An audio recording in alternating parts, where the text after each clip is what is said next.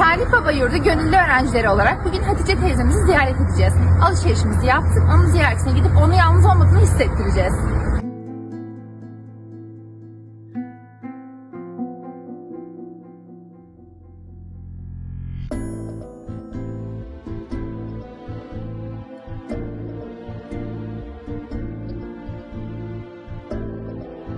Allah mülatın verir, Allah çekelertisi gör diyesin. Amin teyzem inşallah. Çekiler kimsem yok. Bir Allah var. Yalnızlık çok zor teyze ama biz yanındayız. Biz kızlarımızla geliriz sana sık sık bundan sonra. Kimse yok. Ne bakan var, ne gelen var, ne giden var. Dünyada ölüm var, ne olacak? Evet. Daha diyorlar mağrur ama padişahım, senden büyük Allah var. Ne olacak? Sizden sordunuz ya, Allah da sizi sorar. Hiç de kalmasın, hiç bu kalmasın.